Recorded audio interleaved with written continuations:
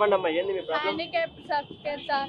Handicap certificate వచ్చి 2 years అయింది sir. నాకు ఇంకా 3 years నుంచి పింఛన్ రావట్లేదు, ఏం రావట్లేదు. ఎడ్యుకేటెడ్ ఇంకా నాకు ఆల్రెడీ మీరు ఇంతకు ముందు గవర్నమెంట్ అప్లికేషన్ పెట్టాను సార్.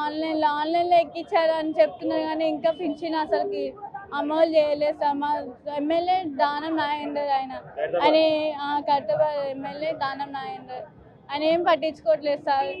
మండల ఆఫీస్లో షేక్పేట్ మండల ఆఫీస్లో ఆన్లైన్లో అప్లికేషన్ పెట్టాను సార్.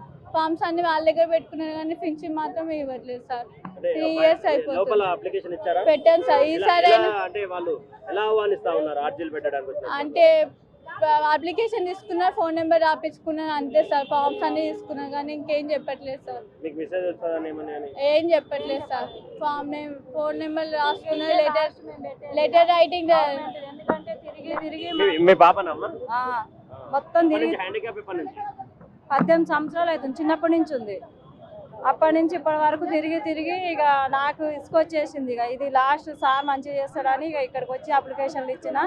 ఇక గవర్నమెంట్ మీద నమ్మకం అనేదే పోతుంది. ఇక మంచిగా చేయాలి, ఉన్నోళ్ళకి చూడాలి, లేనోళ్ళకి చూడాలి. లేనోళ్ళకి చూస్తే మంచిగా ఉంటుంది. ఉన్నోళ్ళే అన్ని లంచాలు తీసుకొని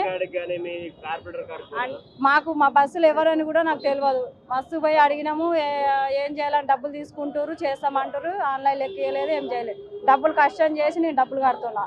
ఇప్పటికి 15-20 వేలు దాకా కట్టినాయి పాప సర్టిఫికేట్ కోసం. అంటే డాక్టర్ సర్టిఫికేట్ అక్కడ గాంధీలో ఉస్మాన్లో అక్కడ ఇచ్చిర్రు కానీ అంత మోసమే ఉంది. ఇక ఇప్పుడైనా లాస్ట్ ఇక 18 సంవత్సరాలు పాపకు. నాకే తిరిగి పేషెంట్ని అవుతున్నా కానీ పింఛన్ మట్టుకు వస్తలేదు పాపకు. గవర్నమెంట్ స్కూల్ కాలేజీలు అంటారు, అలా కూడా ఫీజులు కడుతున్నా కష్టం చేసి. అన్ని ఫ్రీ అంటారు కానీ అంత డబ్బుతోనే అవుతుంది. మరి ఇంకా సార్ ఏం చేస్తాడో.